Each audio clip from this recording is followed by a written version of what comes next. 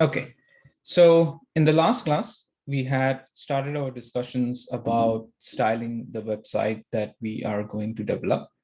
So we had initially discussed about the different ways in which we can link a CSS file with our HTML website or web pages.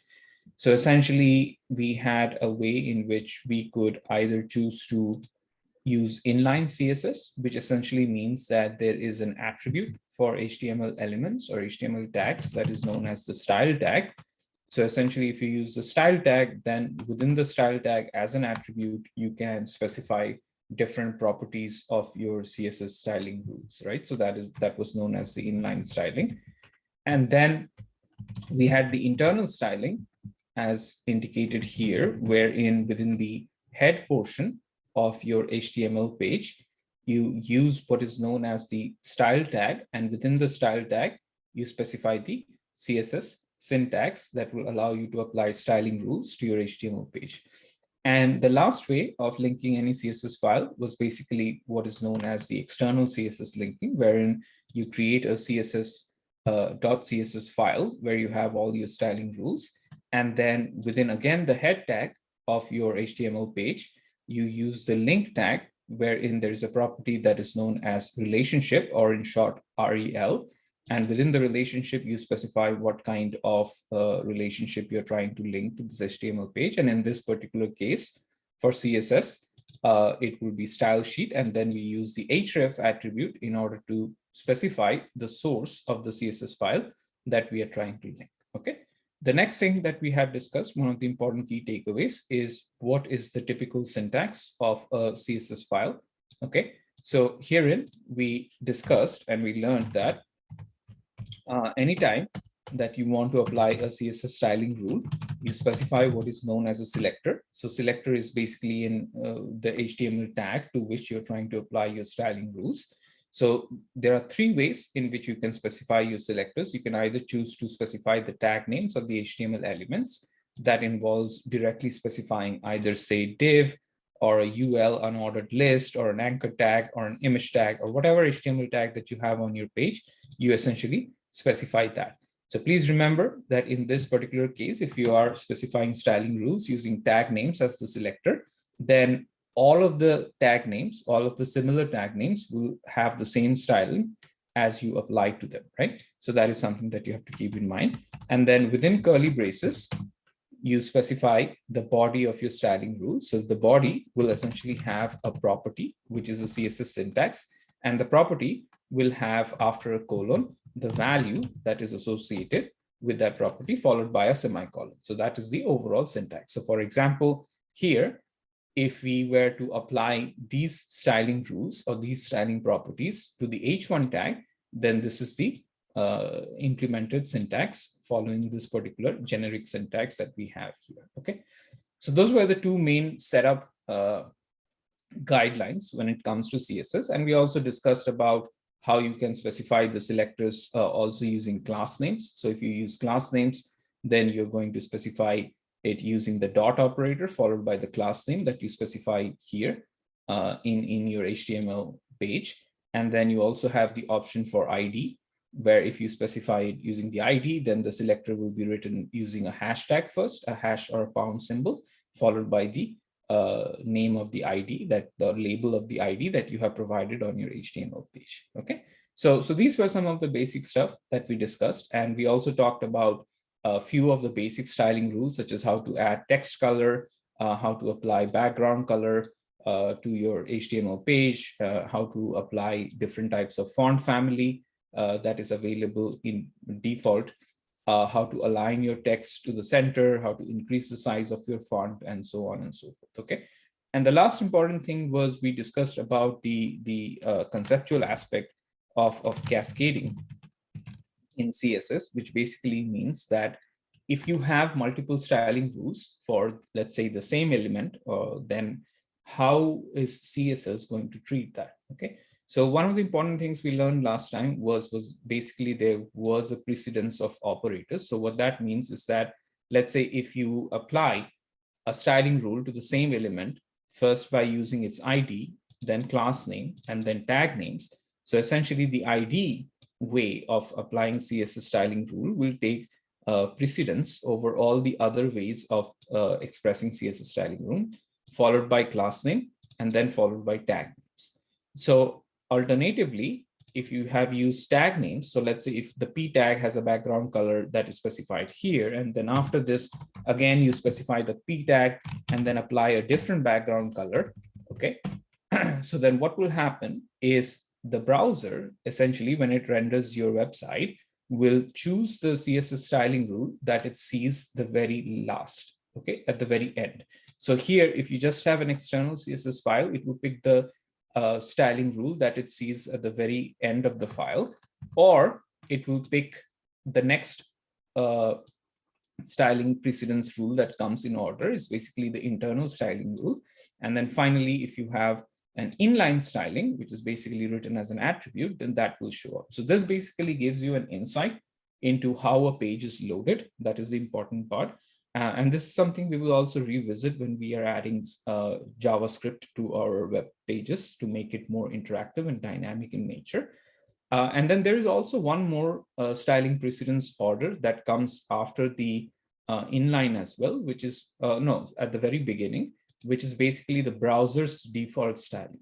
So one of the things that you have to remember that when you open any sort of file, right, like this on the browser first checks if there is a CSS file or not, right? So if there is no CSS elements, so every browser has its own default CSS styling rules. So very basic ones. It doesn't have background color or text coloring and so on and so forth. But essentially what it does have is some rules about the margin and the borders and stuff like, and padding and stuff like that. So those are the things that it by default applies if you are developing a project with no CSS file linked with it, right? So essentially that is what the goal is. So, and one more thing that we talked about other than this is basically the box model. So it's one of the important conceptual aspects of CSS, wherein it establishes the concepts of box model establishes that how is the layout of any HTML element on your web page is going to look like, right? So for that, it means that at the very outside, let's say if you have a content, then the content after that is wrapped by what is known as a CSS property that is known as padding. And then the padding is wrapped inside what is known as the border. So that border essentially establishes the border of the element itself.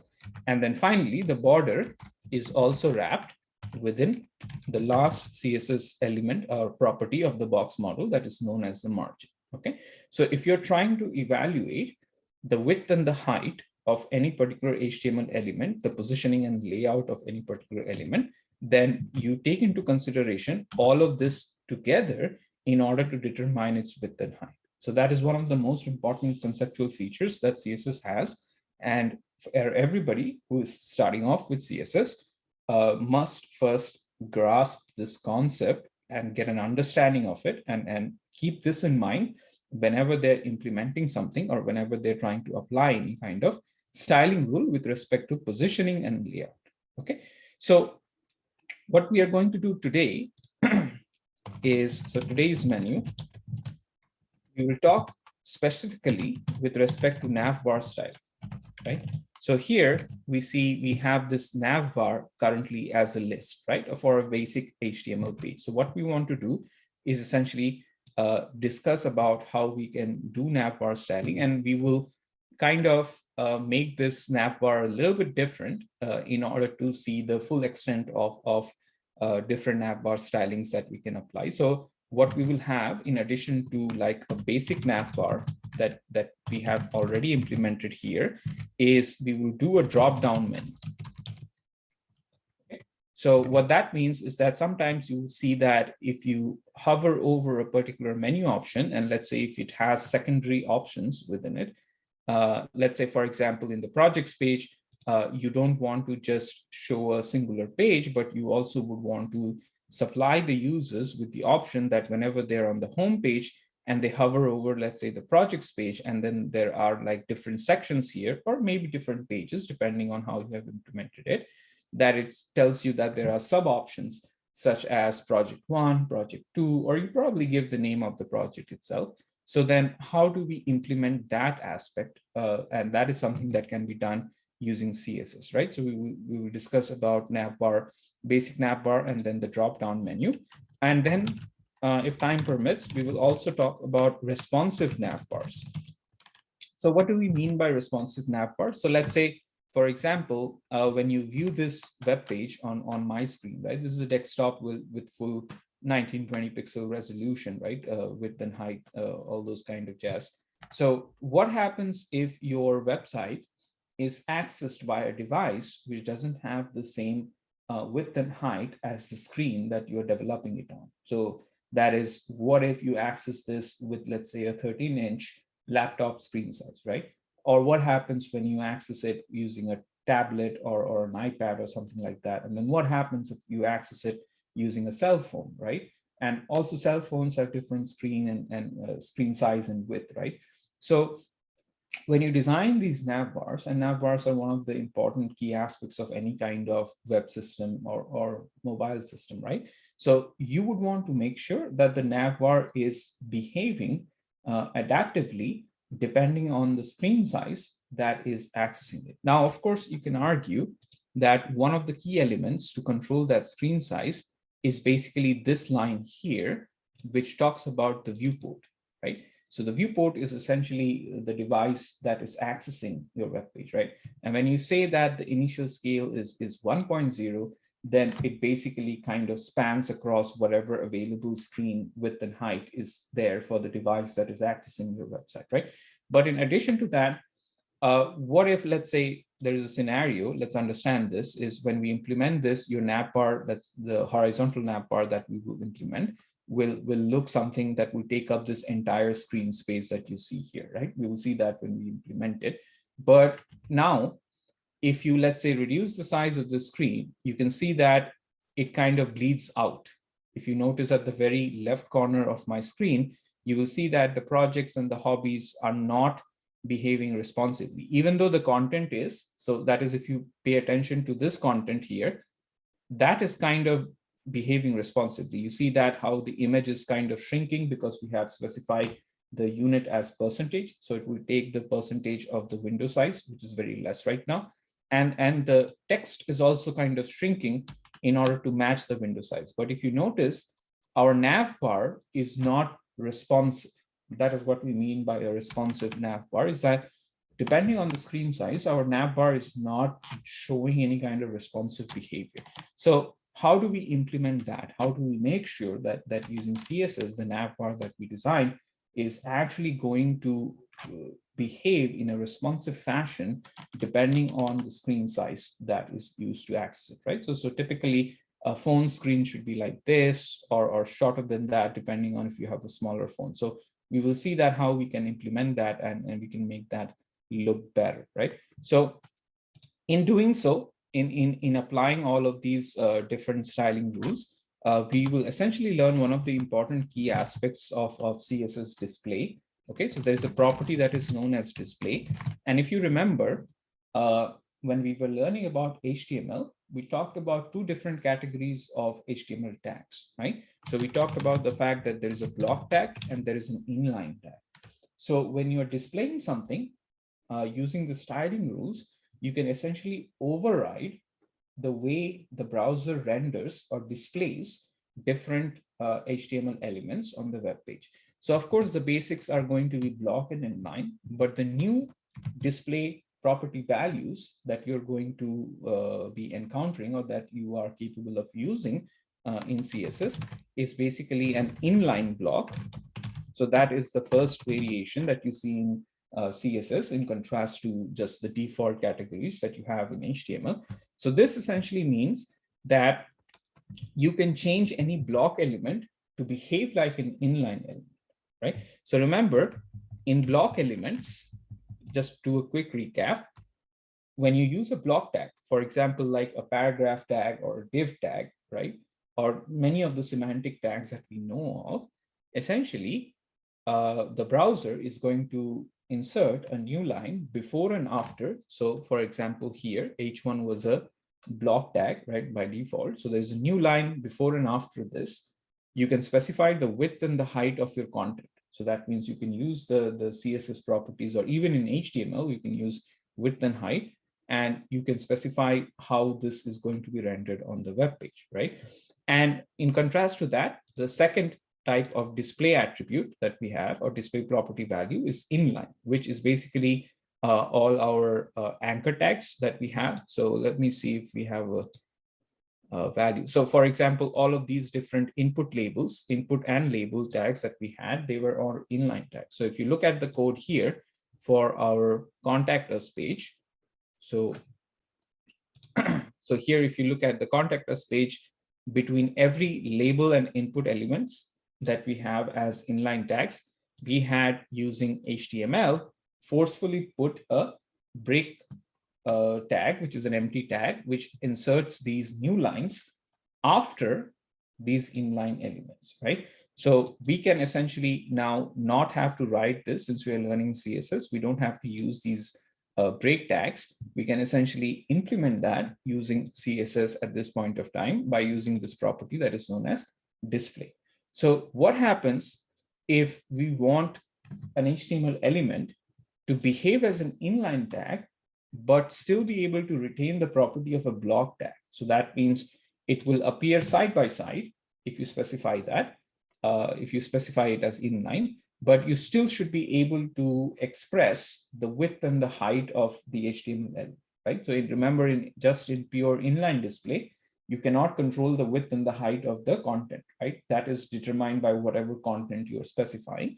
But here, when you do inline block, then the element to which you apply these display styling rule will behave as an inline element, but you can still specify the width and the height of basically that HTML element. So it's a mixture of both.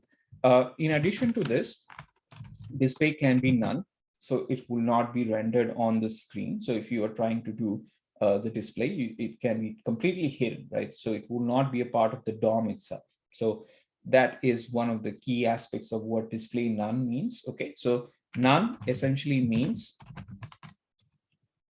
not a part of the DOM when rendered by browser. Okay, so that is the important thing. The reason why we explicitly specify it here, there is a property that is known as visibility. So the visibility can be hidden. All right. So what this means is that it is a part of the DOM, but not visible to users. Okay. So that means it's basically invisible. That's kind of like a cliched explanation of the whole thing, but I hope you all get the understanding that when you do display as none, whatever that HTML element is will not be a part of the DOM structure when the browser renders your whole web page. But if you do visibility is hidden, then essentially that element still exists as a part of your web page, but it's just not visible to the users, right? So that is a key difference between the two. And then finally, there are two more display options that you have, and that is used way more commonly in today's day and age. It's known as the flex box. All right. So the flex box, essentially, you don't have to worry about how the elements will be rendered on the page. And the browser, well, essentially, when it sees flex along with its other supporting properties, will take care of how it needs to render all these different elements, either row-wise or column-wise. So there are two options for flex. There's the direction, right? So the direction can be row-wise. So let's say you have all of these 5 different elements, right? So if I declare this as a flex for the navbar element, so, and the default direction for flex is essentially row-wise, right? So that means it will be presented in a horizontal manner to us, okay? So you don't have to worry how this home, vitae, projects, hobbies, and contact me will be rendered out on this web page. Once you declare it as flex and then you align it as center, right? Then it will, the browser, understanding the CSS rules, will take care of how the display needs to be done given the available space in this particular location, right? The location, by that I mean wherever you see this particular background color. So similarly, you can override the default flex direction which is to display it as a row, to a column, right? So then if you do a column, then depending on the available space that is there in this particular box, then the browser will take care of how the display needs to happen if you declare something as flex, okay? So that is the important thing. And the last one that we can do is essentially grid. So remember, we had this discussion in HTML that you should never use a table just for presentations purposes. Table must contain data itself, right?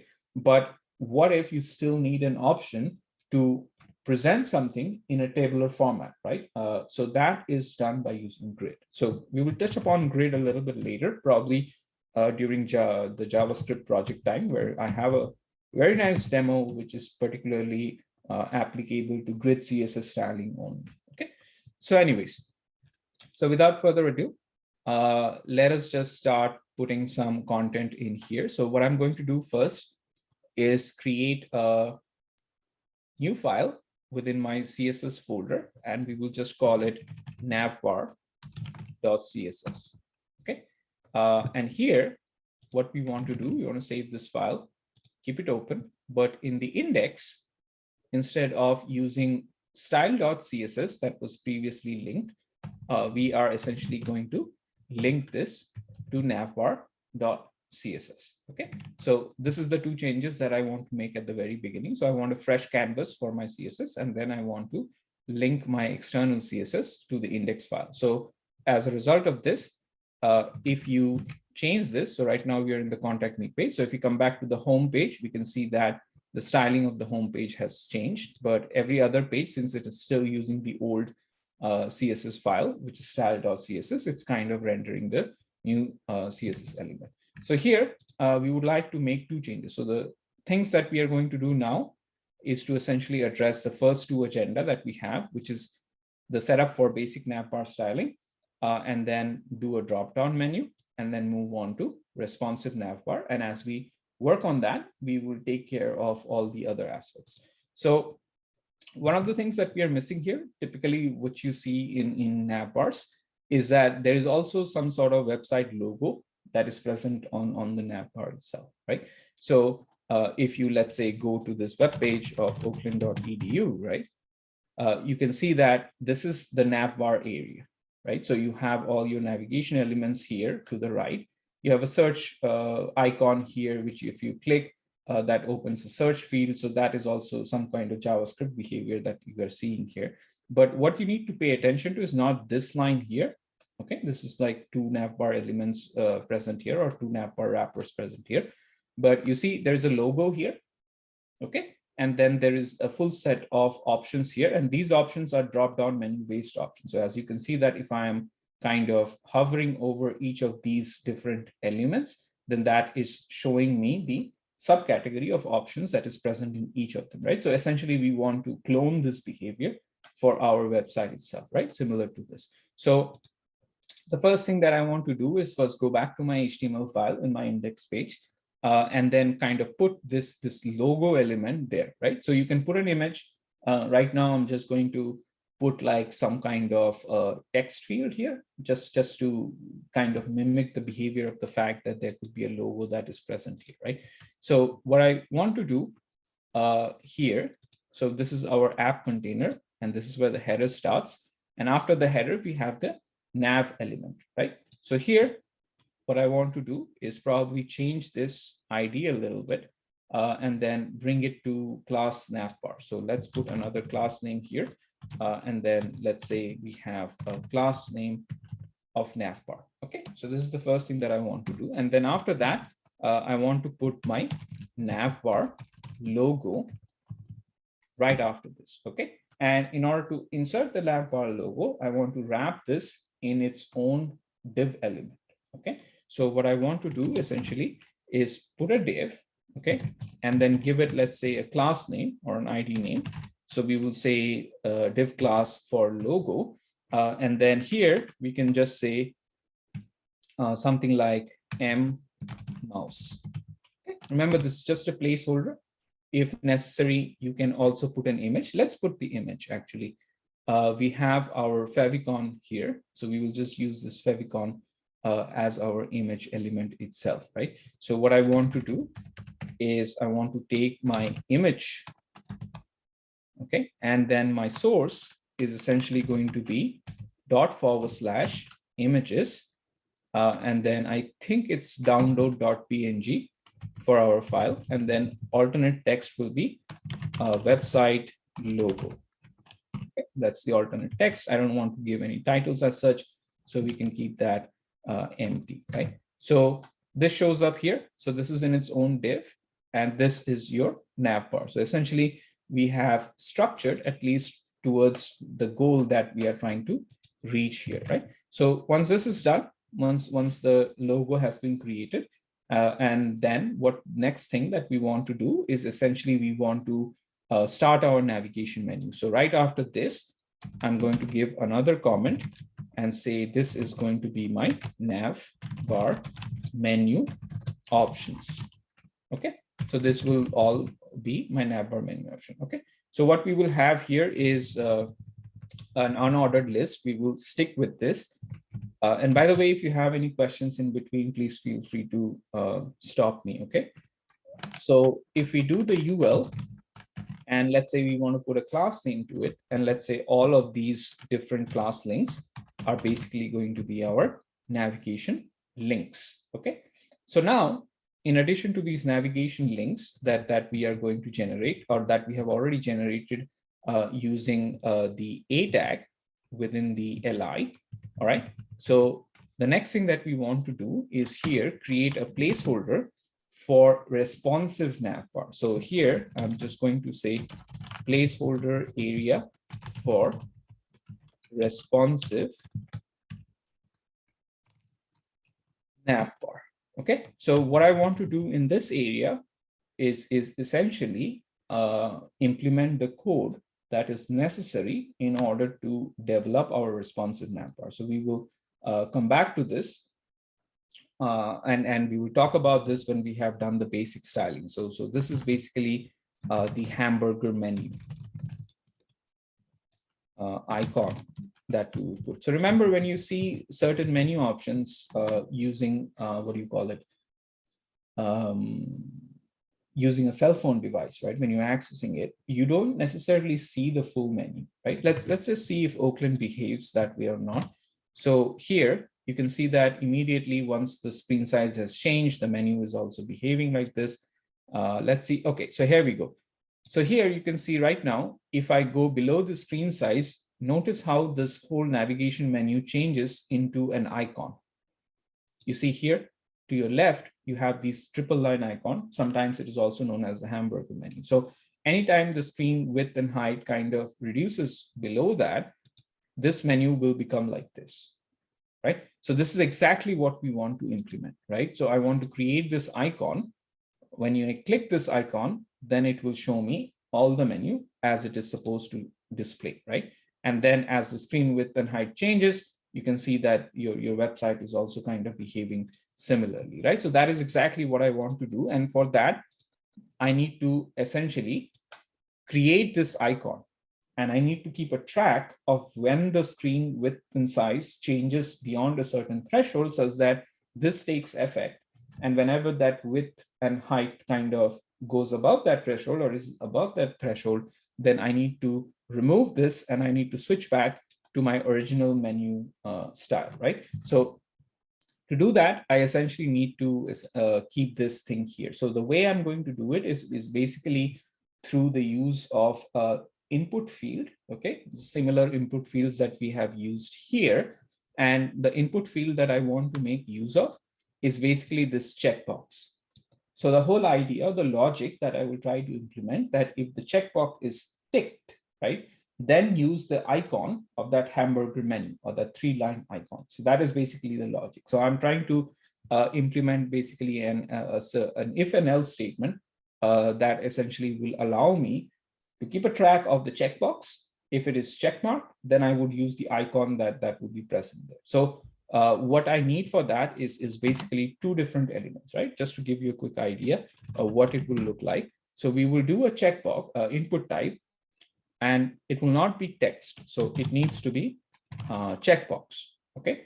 And then I will give it an ID in order to kind of keep a track of what this checkbox is. And I will say it is checkbox for toggle behavior. Okay.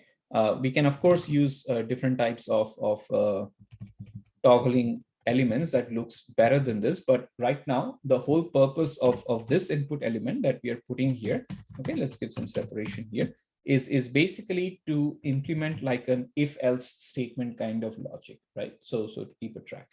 And what I want to show is not a text. Remember, in this contact me form, every time we were using this input, it was followed by a label, right? Because input in itself is a self-closing tag, so there is no way to specify a text here, okay?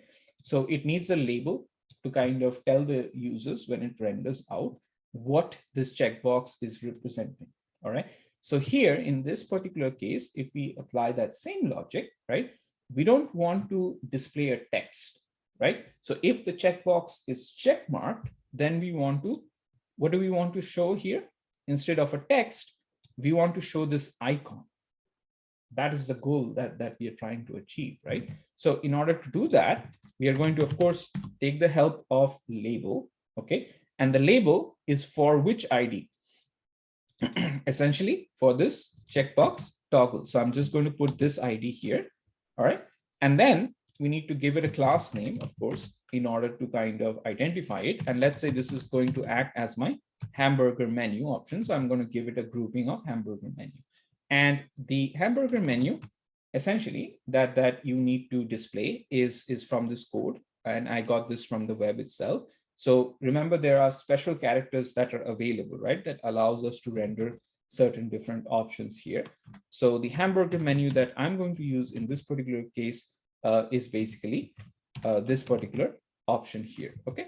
So if you go back, check everything, you see here, it's kind of a little bit small in size right now, but it shows both of the options. So you have the checkbox, which you can check and uncheck, and followed by these 3 lines, which essentially is what we want, right? You can use different icon representations to make it look a little bit better, but this is the basic rendering of the hamburger menu icon from HTML itself, okay? But the idea is when we do implement this finally, okay, this checkbox will be hidden and all that will be shown is basically the label, right? And the control behavior of this checkbox will essentially be controlled by this window size.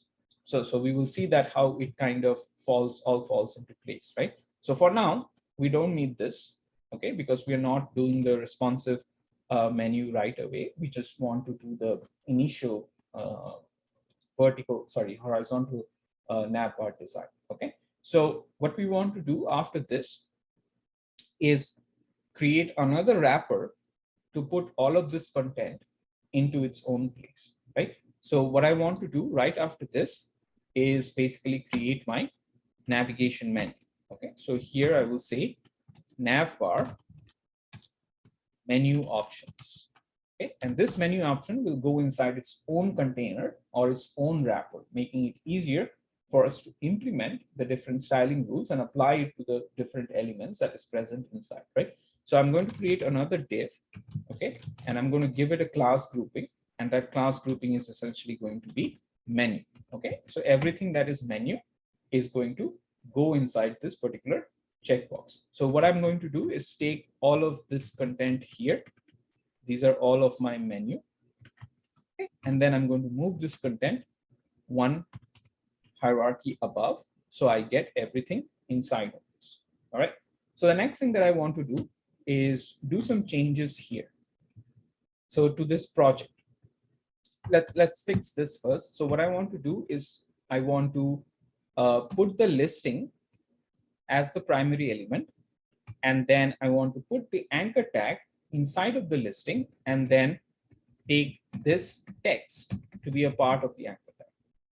So I hope everybody understands what the changes that I'm trying to do here is. Right now you can see that the anchor tag is wrapping the element itself and not the text, right? But in a typical hyperreference scenario, what do you have? You have a text to which a hyperreference is associated. Right now, it is associated to an entire HTML element, which kind of makes things a little bit difficult when you're trying to apply styling rules, right? We will be applying the styling rules to the list element itself to make our life easier, right? So what I want to do is quickly just change the behavior here, is create a list element, okay? Inside of that, I want to put the text. So I will remove the list elements here. Oops. Okay. So I will remove. Did I just delete anything? Okay. So I will remove this. So now the anchor tag is essentially wrapping up the text and not the element itself. And then I will bring this list element here. Okay. So this is essentially the type of implementation that I want to do, that essentially the list element wraps an anchor element, and the anchor element has a hyperreference to all our pages. And then within the anchor tag, the text that is associated with the hyperreference is basically written here, okay? Instead of wrapping an entire element inside the anchor tag itself, all right? So I'm going to do the same changes everywhere. So what I want to do is essentially press Alt and left click everywhere that you want to make the same change. So this is a Visual Studio Code shortcut. I just kept my Alt key down and left click all of the different areas where I want to make the same change. So what I want to do right after is make the changes, okay? And then cut this, okay? And then bring my cursor at the very end. This will kind of mess things up because they're not aligned. So that's not good. So let us just get rid of this, all right? And then here, I will do the same thing. So I will Alt left click here, here, here, here, and here. And then essentially just write down li close, okay?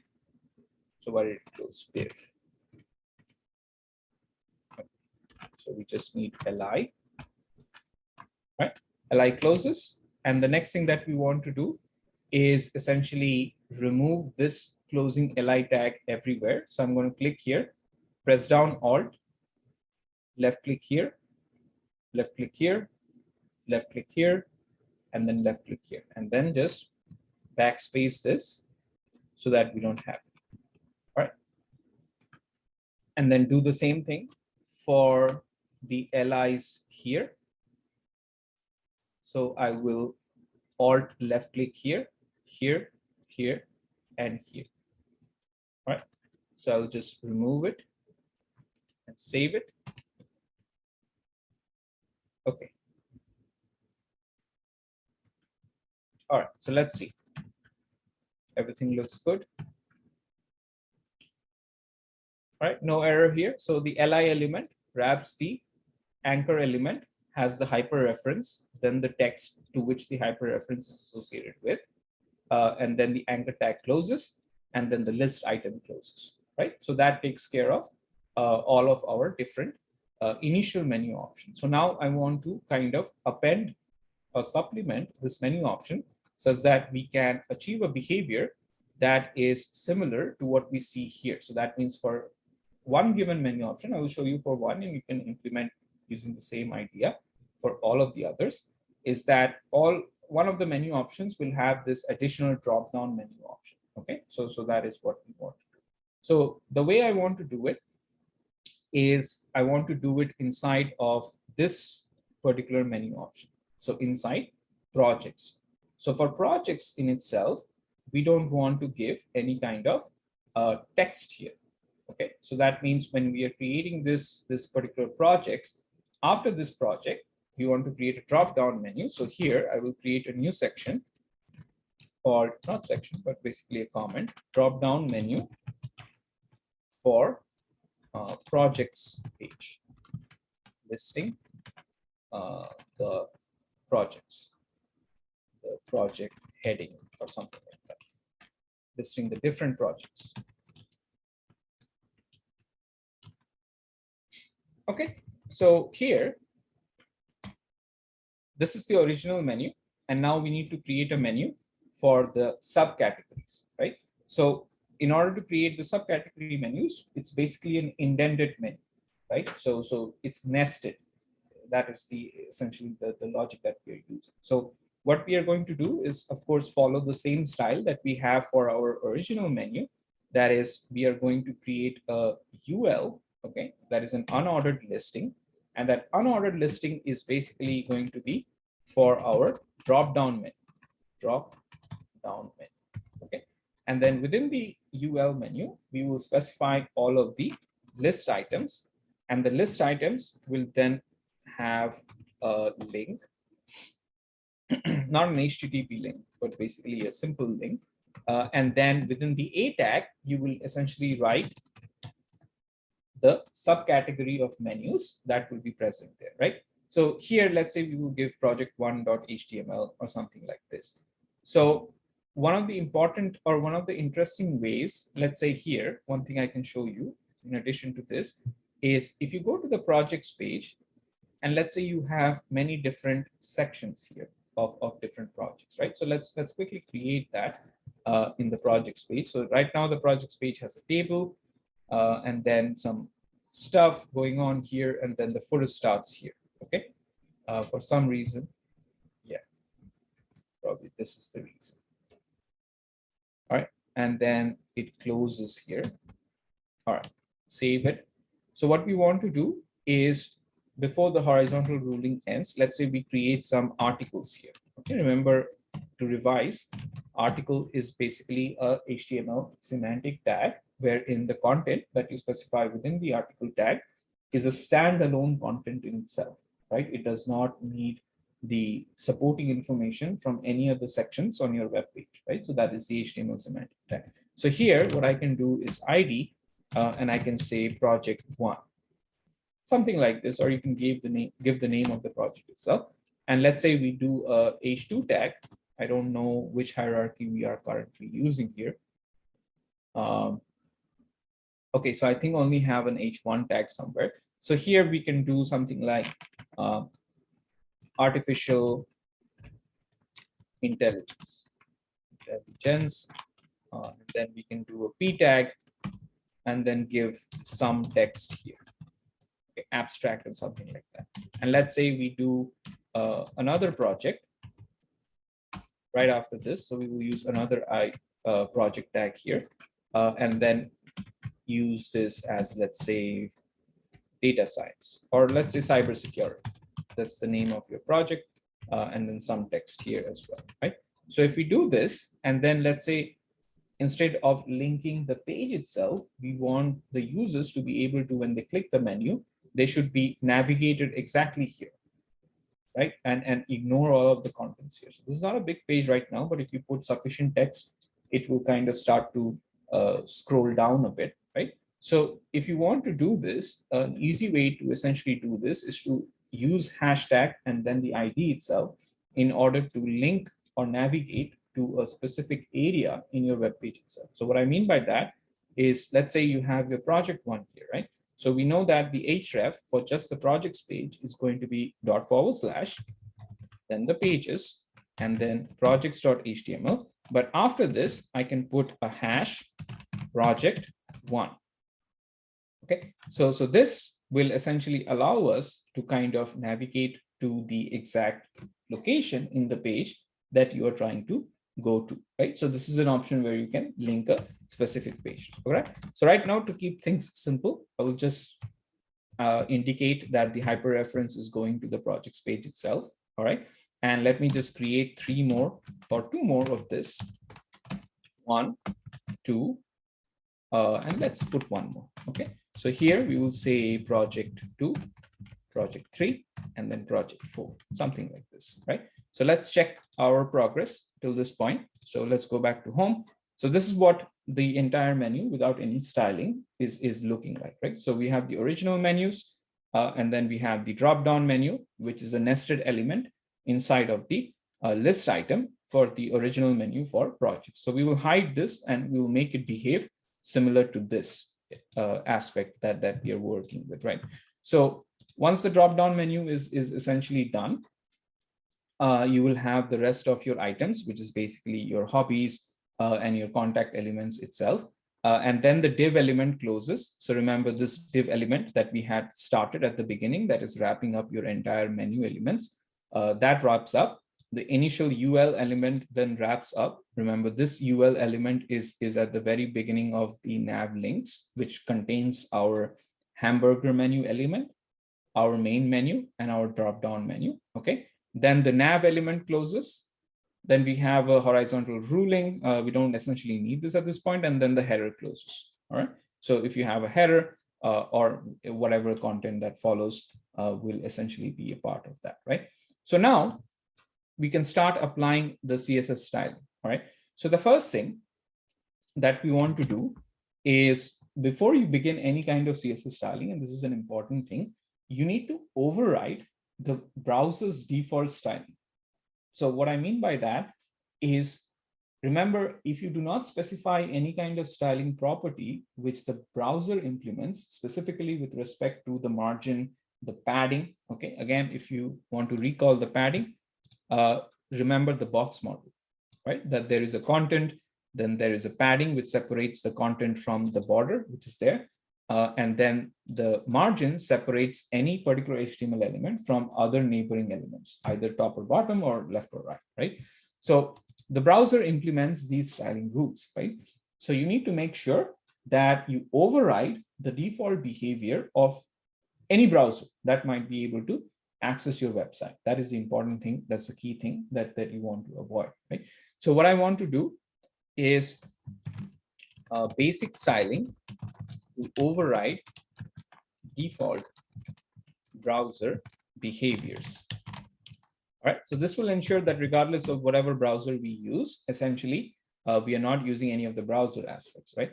So the selector that I want to choose is basically a star, which represents the entire web page, right? Whatever you have in the entirety of the web page, you essentially are selecting everything. That is what the star selector means. And there are three things that you want to address in order to override the browser defaults, right? So the first thing is the browser's margin, okay? And when you say margin is 0, then essentially the margin will be 0 across, right? So that means top, right, bottom, and then left. Remember, there are 4 different dimensions, okay? 2 in the y-axis and 2 in the x-axis. So when I say a single value, essentially what I'm trying to say is that margin top is 0, right is 0, bottom is 0, and left is 0, okay? Clockwise direction. So that's the first thing that I want to override. Then I want to override the padding. So again, as I was talking about this, if you notice that there is a padding left, top, bottom, right. Those are the 4 different display options that is available. So if you give a single value, then what this shorthand notation essentially means that that single value will be applied to all of them. Remember, you can give a single value, you can give 2 values. 2-value shorthand notation essentially means that you're just giving it for the y-axis and x-axis sides, okay? If you have 3, then you're specifying for top, right and left, and then bottom. And then if you have 4, then you're specifying for top, right, bottom, and then left, all right? Always in clockwise direction, all right? So single value, all of them. And then lastly, the box sizing, which essentially specifies the border for the entirety of the page, we are going to specify it as border box, right? So these are the 3 kind of overriding default behavior kind of aspect that we want to apply. The next thing that we want to do is give it some kind of font, okay? Font family, and those kind of things, right? So we will do a very simplistic thing, and we will apply this to just the body of our web page, okay? And not the entirety of the web page, but the body is where the custom contents are. So we are going to use this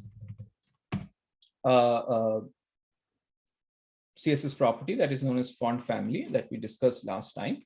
And we are going to select one of the basic or the most utilized font family, which is Arial, Helvetica, and Sen-se, right? The way it is written here, again, a reminder, the browser will try to use the first font family as you have specified here. If the client's browser or whatever the client's device is that is accessing it does not support Arial, it will move to Helvetica.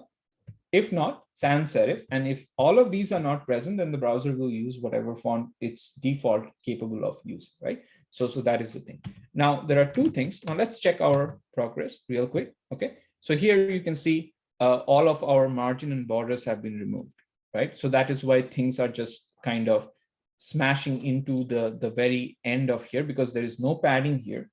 There is no margin here. So now if you start removing some of this, so let's say we kind of comment out the padding. So essentially the padding is giving some space between the border box that we have specified, right? So if you give some margin as well, then it will also kind of apply. Let's remove this and let's see, it gives a little bit more kind of space between these three things, right? So once you remove this, you can see the default behavior that Firefox, as I'm opening or viewing this in Firefox, if you see it in Chrome, you will see a different way with respect to how things are being shown on my screen versus your screen if you use a different browser, with these being absent, right? So that is what we meant when we say that we want to override the default browser behaviors, right? So nothing is shown up. The next few things that I want to kind of have here is notice the fact that if you put the padding back, there are two design styles due to the HTML elements that you have used that is being applied by default.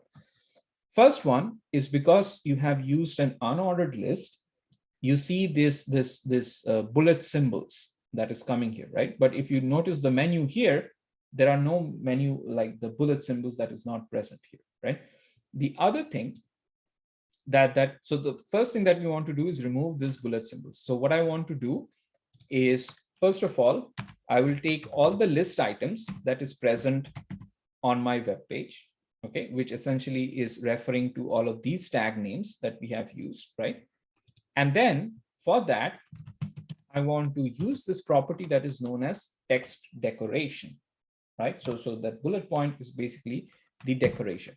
And you can see that here you have multiple different options. You can either use dashed, you can use dotted, right? You can use the double line through. So these are all how your decoration is going to show up for all your list items, right?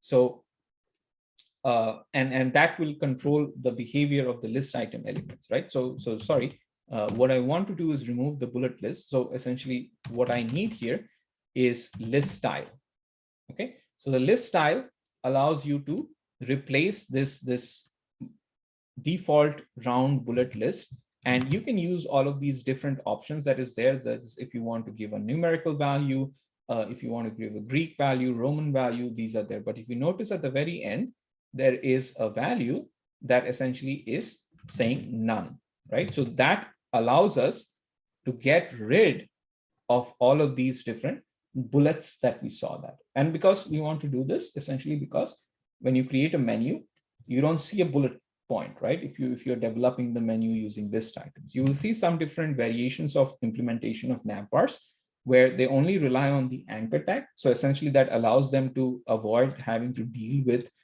this kind of behavior. But the problem there is when you think of it in terms of the document object model, which is like a tree-like hierarchical structure, right?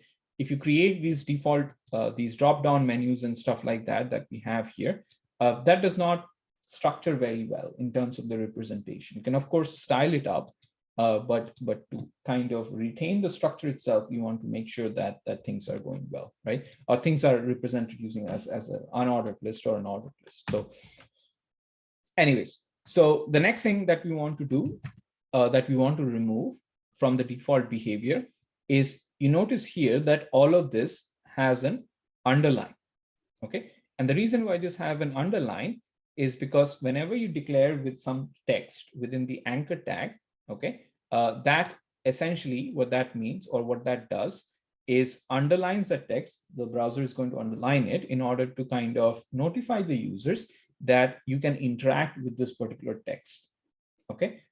So we want to get rid of this as well. And we want to bring this into the picture only when the user will interact with it, right? So later on, we will learn how to see, we will see how to do that, right? So the next thing that we want to do is I want to select every anchor tag on my web page, okay? Or at least where I'm applying the stuff. And here, I want to go to the text decoration. And now you can see that there are text decorations for dashed, So that means instead of seeing this single line here, I can do a dashed line here. So if I do this, then essentially it's not visible anymore, but it will change the decoration that you see here, right? So I don't want any sort of decoration essentially. So I'm just going to pick the value of none, right? So you can give a solid line, you can give like a double line, you can give a dotted line, a dashed line, and things like that, whatever is applicable.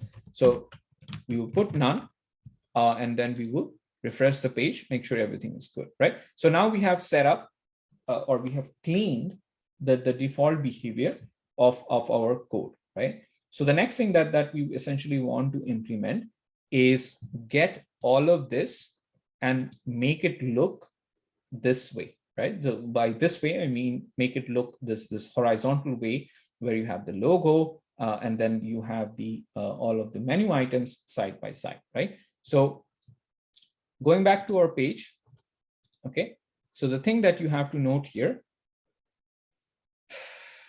is this is where the navigation element starts. Okay, and this is where it ends. And notice that you have two different items, first of all, in this particular structure, because now you have to visualize the document object model structure in order to understand that what we are going to do, how does that make it transform into how we want it to look, right? So by that, I mean, within navbar, I have two elements or two containers. So I have this first container, which essentially has my logo, and then this complete unordered list element within which we have this toggle checkmark option for hamburger menu. And then we have another sub container inside the UL element that consists of various list items and a nested unordered list. Okay, so this is basically the hierarchy that we have. So when you apply flex, right, for your display to any particular element, so let's say I have, for example, if I open up Paint here, okay, so let's say I have, this is my first div, right? And then this is my UL element.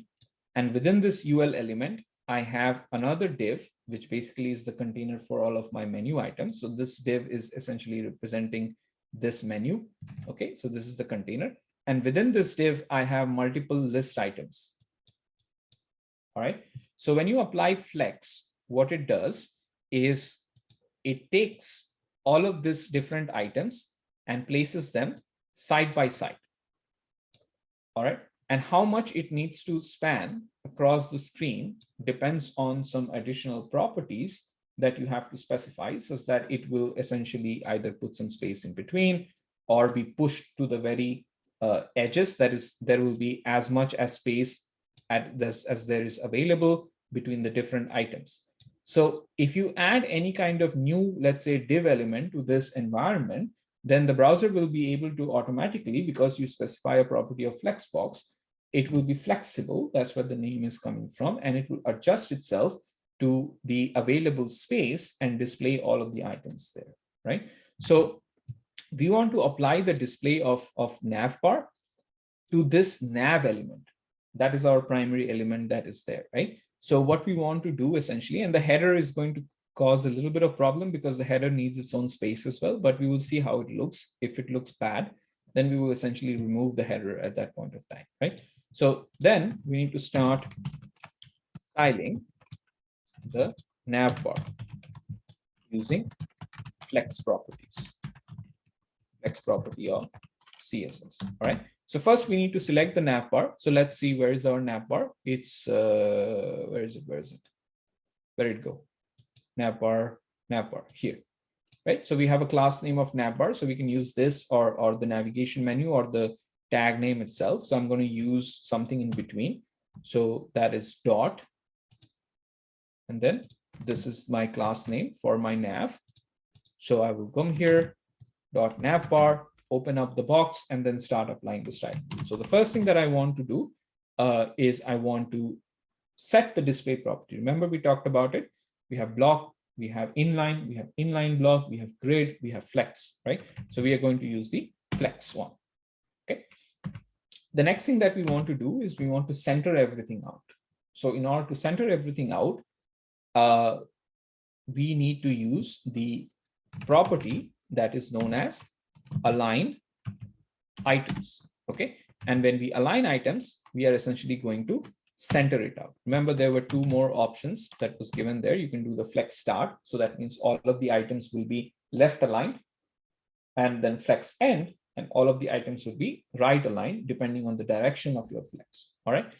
The next thing that we want to do, as we discussed here, right now we just have two different elements within the nav bar, right? So if this is your nav bar, this exterior box, okay, we first have a div element here, which essentially is this picture that we have here, okay? And then we have another UL container that has all of this, inside of which there is another div container that we have applied. So that will allow us to essentially apply stylings to this individual options here, right? So we want to essentially space that out. So what I mean by that is we want to clone this behavior. That is, to the left, you have your logo, and then to the right, you have all your menus, okay? So this is the kind of behavior that we want to do. So in order to implement that, okay, the next thing that you want to do is you want to apply this property that is known as justify content, all right?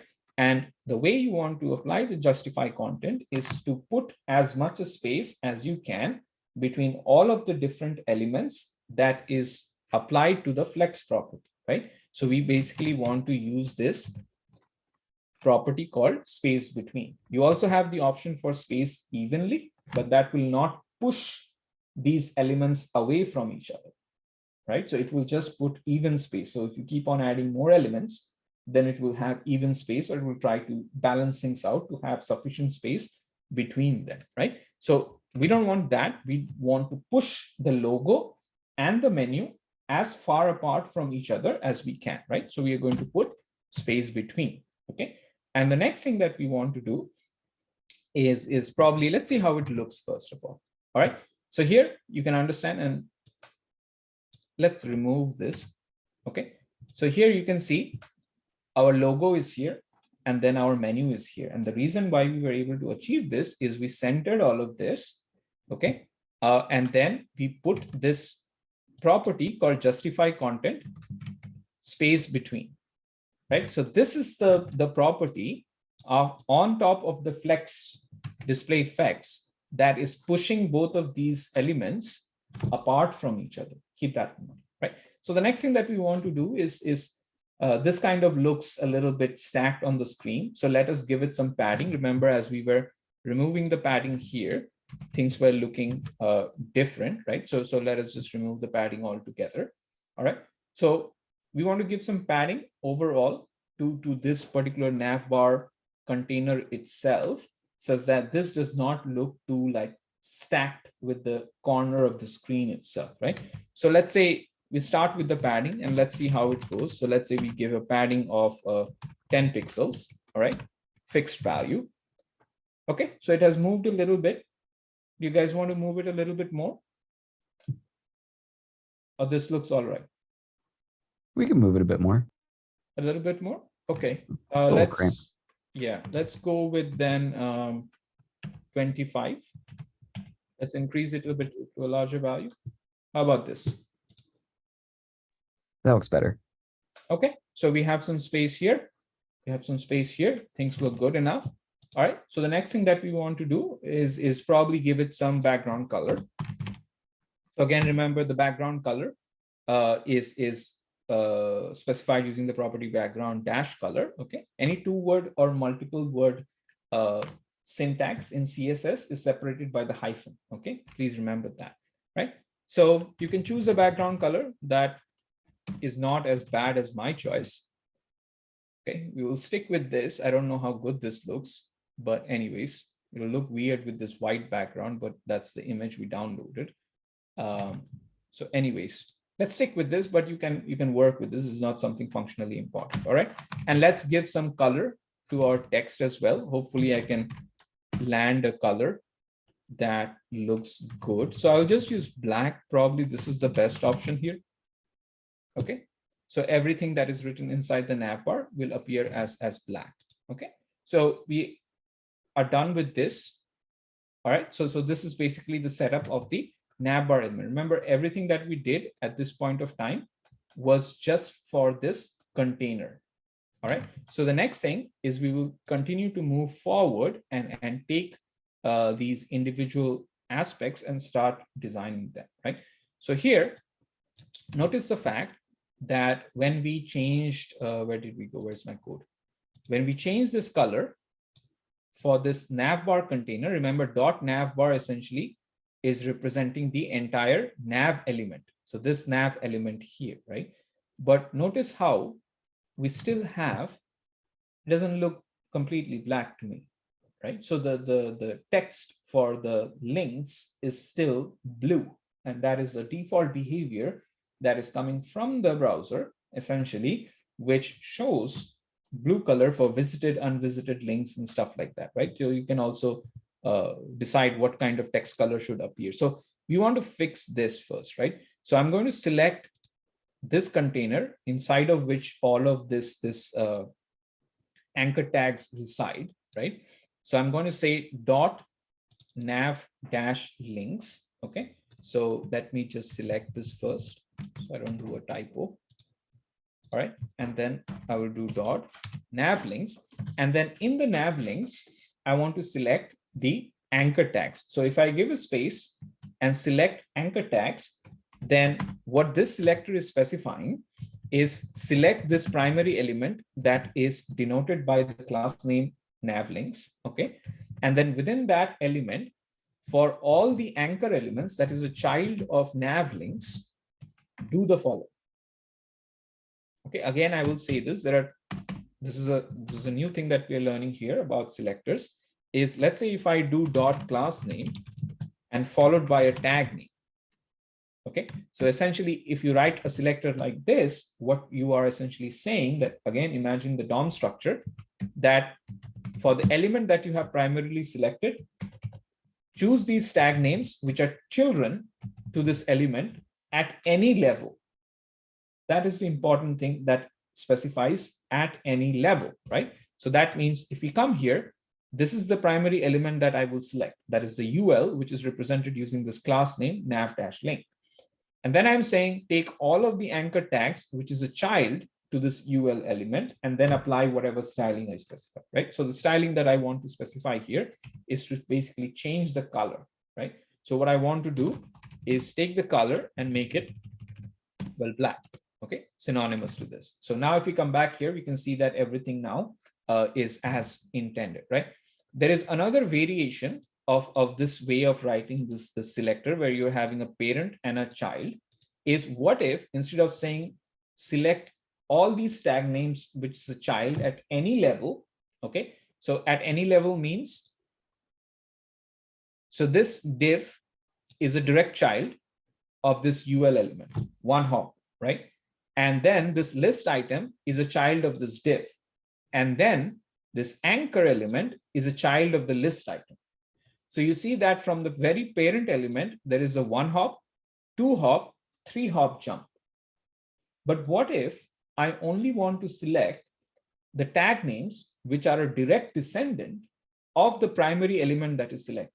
That is, I only want to select, let's say, for example, hypothetically speaking, the anchor tags, which is basically a direct child of the UL tag. So if you want to do that, there will be a little bit of variation to the way this is written, and all you have to do is this. So here you need to write dot class name and then give this greater than sign and then the tag name. So this greater than sign essentially means that select the tag names which are a direct descendant of this primary element. And here it says select all tag names which are a descendant of class name. Doesn't matter where in the hierarchy it essentially stands. All right. So once this is done, the next thing that we want to do is essentially style our logo a little bit. So if we go back, check where our logo is, it was somewhere here. Okay, so it was wrapped within this container called logo. So I'm just going to select dot logo. And then within the logo, I'm going to probably control the size. Okay, so where is my logo? So let's reduce this to a little bit. So let's say width, and let's give it, I don't know, let's say 25 pixels. And then let's give it a height, and let's say 20 pixels. I think it's squared, but yeah, it starts to look weird. So let's leave it for now. We'll come back to this and see if we should be able to manage this. Okay. So let's fix the other stuff and let's reach at the point where we can start styling the nav bar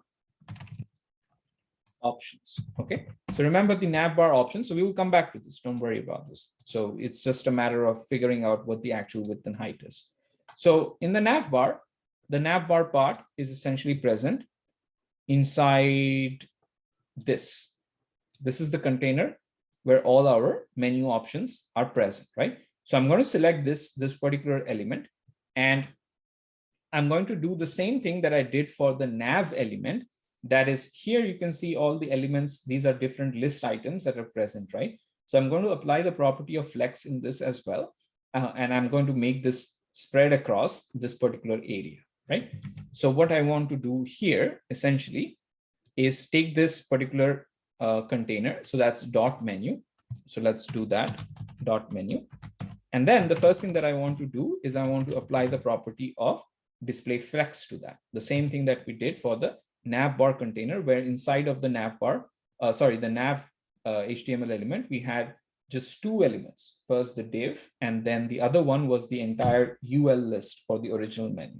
Now we are inside the UL list itself, which has all these different items that we can see. So we're going to apply the same logic to it. Okay, we're going to create a gap between these elements, and let's say we put a new unit, which is EM. Okay, and then we want to put some sort of font size to it.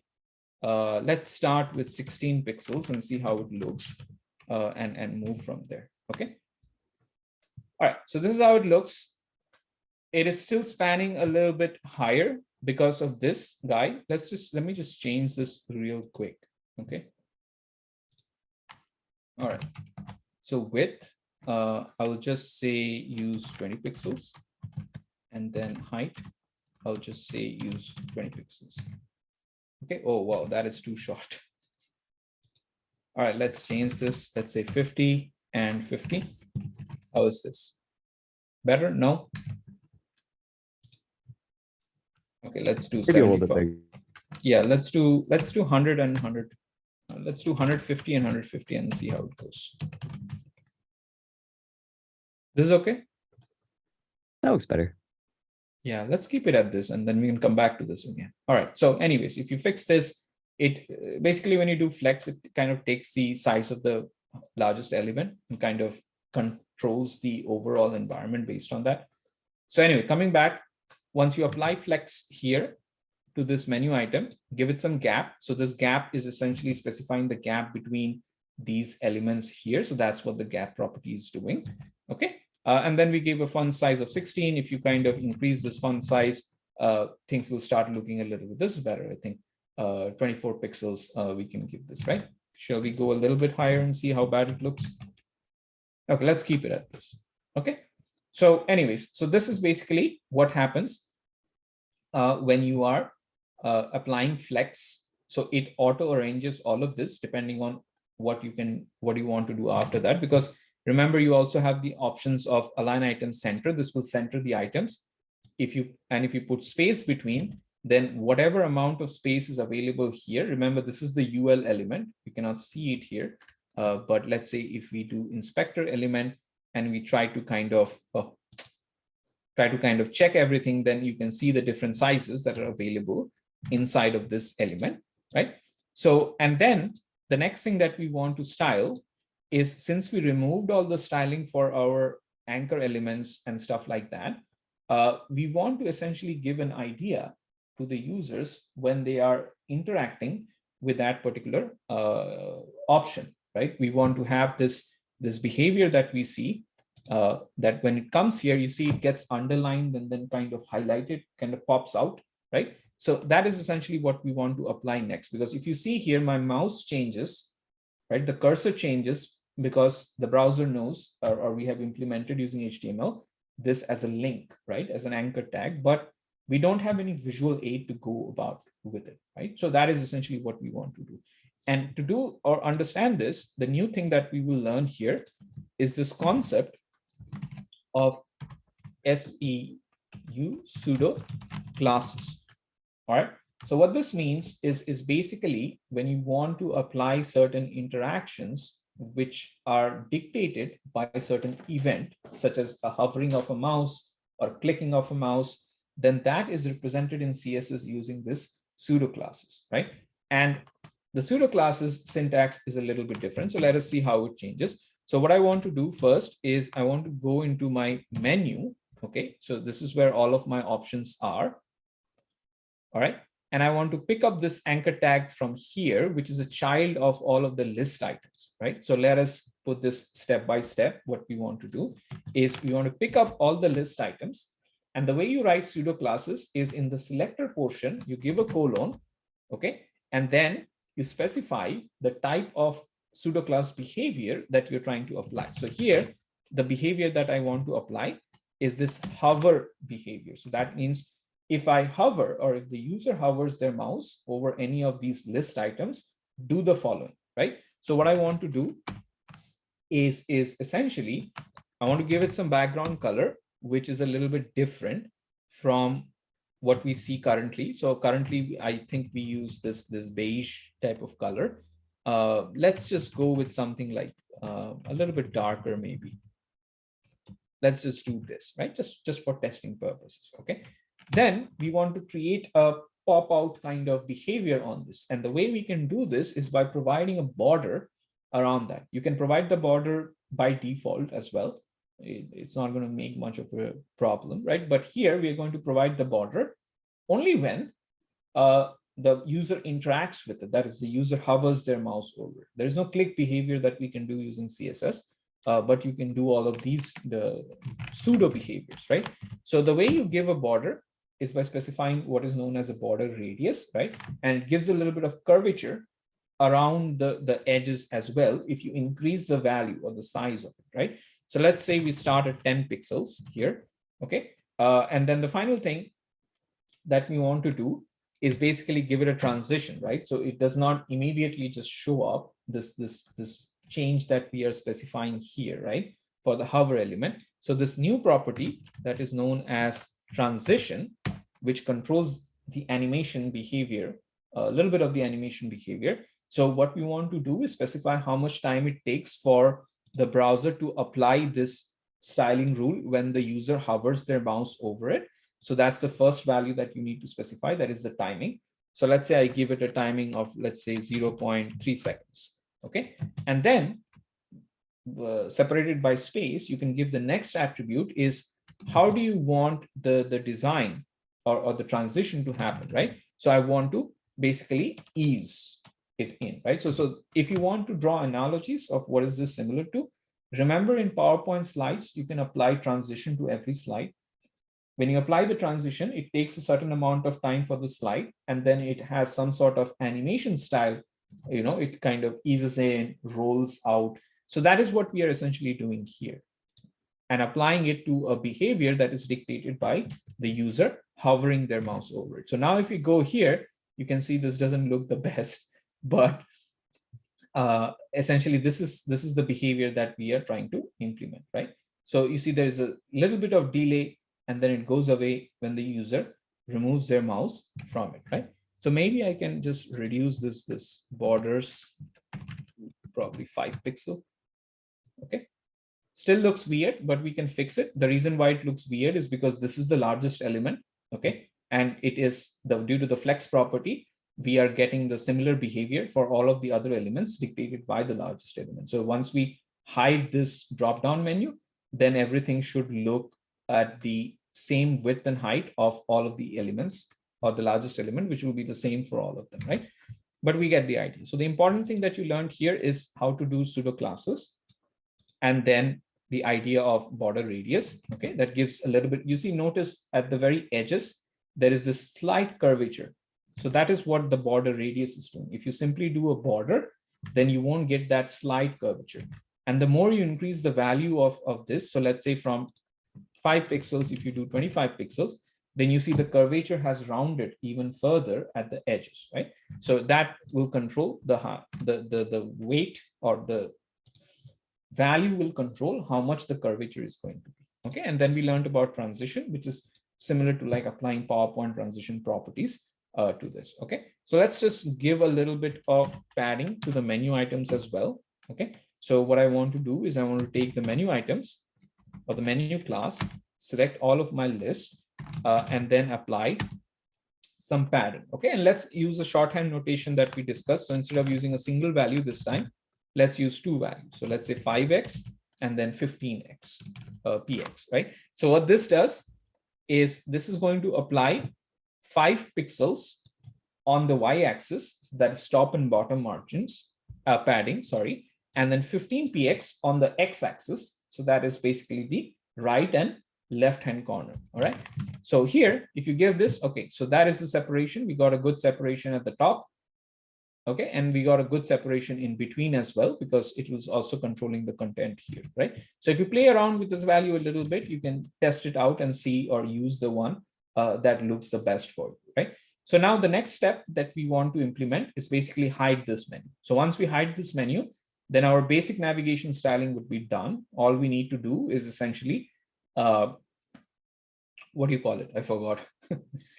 Yeah, so what you need to do after this is to basically implement the hamburger menu for the responsive design, right? So let us work with our drop-down menu. So in the drop-down menu, okay, so let us go back and check where our drop-down menu is. So we have this drop-down class here, all right? And then in addition to the drop-down class, all of the different options that we have is essentially tied up to this projects page, right? So where did it go? So here. So this is our primary menu. So this is our projects page. And then this is our subcategory of all our projects. So since this is the primary menu, let us give it a class name as well, so that we can actually identify where our primary menu is. So here, I will just say a class name of all of my projects. Okay, so that is basically all of the different projects that we have, primary menu. And then we have a UL element that is basically a class for dropdown. And then we have all of the different dropdown menus from there, right? So once we get this done, we can essentially start working on our dropdown menu. So what we want to do is save this, go to CSS, and from here, style dropdown menu. Okay, it's not the best spelling, but drop D-O-W-N and then menu. Okay, so the first thing that we want to select is start where the primary drop-down menu is present, right? So the first thing is, where is the primary menu? We just created that right now. Where did it go? Here. Okay, so this is the primary menu. So we want to select this element first. So I'm going to select dot projects. Okay. And the first thing that I want to do in terms of positioning is I want to set it with a display or a positioning value of not inherit, but relative. Okay, relative to the hierarchy that it is present in, right? So the way we want to do it is if we want to fix the behavior of other element in relative to a element that is already present. So for example, here, this is relative to this, and this is absolute to this, right? So that is why we take this primary menu. So for us, this is the projects page, and this is basically all of the different options that is going to be coming with the projects page. So we are going to set this as relative to all of these options, and then we are going to group this together, and we're going to set the position of this element absolute to this particular person, right? Or this primary element here. Okay, so let us start doing that. So we have set up the position absolute relative for the primary element, and then we want to start doing work on our drop-down menu itself. So let us see, select the drop-down environment, which is basically this class here. So select drop-down dot drop-down. Okay, and how do we work with the drop-down? Okay, so let us give us an entire background color first. So that looks a little bit different. let's just do this. Okay. So we're giving a background color to the entire environment so that we can identify this environment altogether. So this is the changes that we are going to do. So once we give it a background color, we want to give it some separation between each other. So if you notice here, things are looking a little bit stacked on top of each other, right? It's not that evident, but if you notice the mouse hover, where this transition ends, the other one begins right at that point of time, right? So we want to create a little bit of separation from those drop-down menus, right? So I'm going to give it on the x-axis, sorry, the y-axis, a 1 EM margin padding, and then I'm going to give 0 for the x-axis, okay? So once the padding is done, because I don't want the separation from these ones, right? There's nothing here on the x-axis, but the separation is going to be a part of the y-axis. Why? Because I want this to appear right below this particular stuff, right? This primary element, once I put the position of this to be absolute to this guy, okay? So that is the reason why I have it only on the y-axis and not on the x-axis itself, all right? So the next thing that I want to do is set its position, okay? So now I don't want its position to be relative. I want its position to be absolute to its parent, right? So here, I'm going to change this to absolute, okay? So absolute with respect to the parent. So here, just a quick comment. Oh, not the entirety of it. Position, and then absolute. So this is with respect to the parent element, that is the projects menu, the main projects menu. So please keep this in mind. So this is how we fix something relative to something else. So you have to set the parent as relative to this, and then you need to set the child as absolute to the parent. So it always comes right below that parent, right? So that is what we are essentially trying to achieve, right? So we want to set this display to none. Okay, so that means we don't want to show it on the page initially. We want to show it only when a user hovers over it, right? So we want to apply a pseudo class behavior that please show this block of code only when the user moves their mouse over it. Otherwise, don't display it on the page, all right? Let's give it some cornering, some aesthetic display, and let's say we give it some value, 8 pixels. You guys can check this, all right? And we want to give it some separation from its parent. So notice here that this separation is what I'm talking about, right? So when you are going over this, you see there is this little gap between where this parent element is and versus where this block of code starts, right? So we want to give some separation. So all we want to specify here is what is the distance from the top, right? So I can say some value here, such as, I don't know, 30 pixels or something like this, right? So we can check what this looks like. So if we apply this now, you can see everything is gone. You can see the highlighting has reduced to the size of the largest box, which are all the same. It no longer looks all, bloated and stuff like that. But you can see that the drop-down menu is also gone. All right. So the reason why it is gone is because we have removed it from the display itself. So we need to bring it back in the display only when somebody hovers over it, right? So before we get to that point, let me apply some other stylings to all of the list items that is there for the drop-down menu. So I'm going to show you another way of specifying the selector is if I write a selector like this, okay, using this plus sign, what this stands for is this is the parent element drop-down. Select the list item, which is a child of drop-down, and all of its siblings, right? Side-by-side elements. So essentially what this plus sign indicates in the selector is when two elements are sibling, not parent-child, but sibling. If I just have a space, that means all child at any level of the parent that you have selected.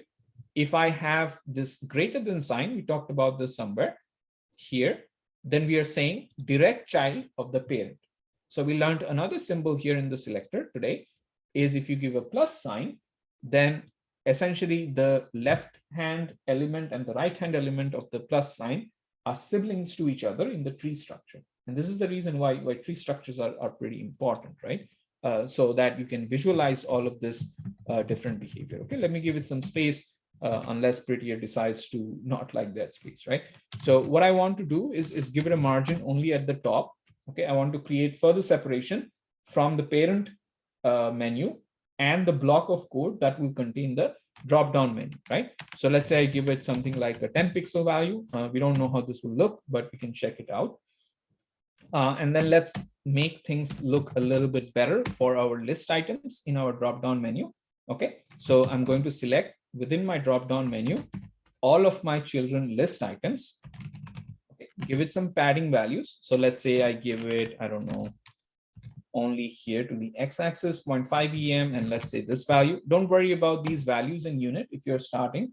This is based on trial and error, right? So essentially, we put some initial value, start with it, check it if it looks good or not, and then manipulate the content slowly and slowly to control the behavior, right? Similarly, as we talked about the fact that top is the separation from top and bottom, or the top element itself. If you do the width, then that is going to specify how much width it takes for the content itself, right? And I want everything to be kind of centered out. So I will use the text align property and I will use the value of centering, okay? The next few things that I need to do to kind of wrap this up is, since the display is still none, I need to apply some pseudo classes behavior. That is when the user hovers their mouse, I want to apply certain stylings, okay? So again, I will select my drop down, okay? And in the drop down, I will select my list items, which essentially where I'm going to apply the stylings, okay?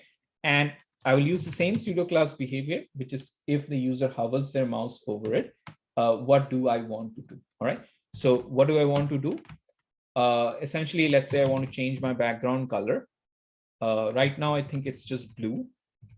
So I will give it a different color. Let's say we give a color of, I don't know, aqua, and let's move forward. We can change this later. Okay. So we want to give this. And the final thing is we want to make it visible. That is the only last missing piece of stuff that we want to do, right? So you want to take the original parent element, which is the projects element.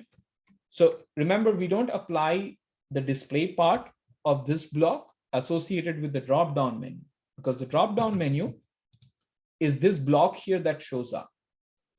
But the user behavior that you want to apply actually applies to this parent element. Notice that. Right? So that means if the user hovers over the parent element, then you display this block, which is hidden right now, right? So if you want to do that, you don't use the dot drop down class or the list item. Okay, we have applied all the stylings that we want to in these piece of codes, right? The behavior that we want to apply is actually on the parent element, which is identified by this list item. Where is my list item? This list item, right? So that means I want to apply my hover effect to just this icon, which will make this display visible. That is a drop-down display visible, right? So what we want to do essentially here is apply hover as pseudo classes, and then pick drop-down as the child.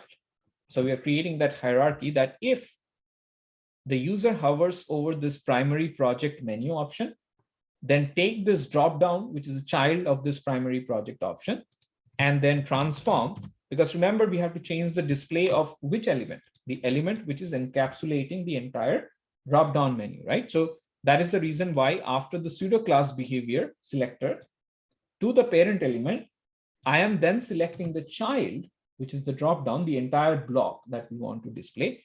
And from display none, we want to change that to display block. Block will allow a new line, force a new line over in there. So let us look at what we have here. So now if we go at the projects menu, nothing is happening. So we need to double check this and fix this code somewhere. Something is wrong. All right, no problem. Things happen. Okay, let's just check everything if everything looks okay. So we have selected this project's behavior. So this is, so when you're debugging this, especially in CSS, something that has gone wrong is basically with respect to your selection. Okay, so somewhere something that you have selected is not tying it up to the right element and behavior. So we have about 5 minutes. So let us see that if we can debug this code right now. If not, we will just continue where we left off in the next class and not a problem, right? So let's see what if everything looks good. So we know that till display equals none, everything was working fine. Okay, where is my display none? Here. We know this is working fine because right now we don't see anything here, right? The block has been hidden.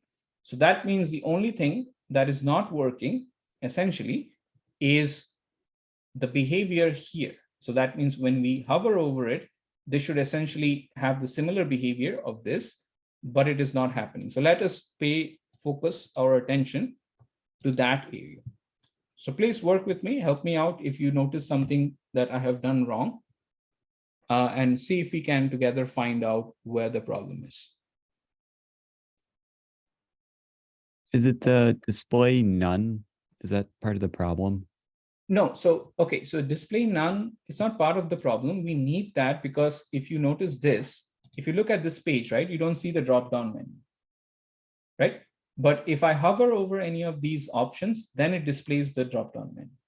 Okay. Oh, okay. But the HTML code already has that. You need to write the code itself. So that is why we made this as none, so that we can by default hide it when the page loads. So that is why you see this, it doesn't show up. And then what we want to do is when you hover over this icon, because the drop-down menu is associated with this, then we essentially would want to make the display as block, right? So what I'm saying here is select the class called projects. So where is the class called projects? Let's just search it, projects. Okay, so here is the class called projects that essentially has the value of projects. Okay, so let us do something here and see if this is actually picking up or not. So let's say I go here, I do dot projects, and then I add a pseudo class here, hover, and let me change the background color to, I don't know, let's do black. Okay, so it's not picking up. So this is where the problem is, that somewhere I have done something which is basically overriding the way in which this should behave, right? So let us try to identify why this is not working. So essentially, remember right now, if this works as intended, just to leave you guys with the options of you trying out by yourself, is what this logic is doing is basically when you hover over this particular element, then you will select the child, which is essentially represented by this class name of drop down, and then it will change the display to block. And when you change the display to block, that is basically where it will start showing up the stuff. Okay, so I'll stop here and I will identify where I made the bug. Okay, and we will discuss that again in the next class and solve this issue. But as a takeaway, please make sure that you go over all of the different CSS styling properties that we practiced today, especially conceptually understand the fact of how display flex is used. That is one of the important things.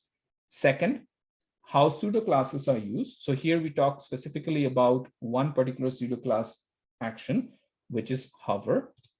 What does the property transition does? Okay.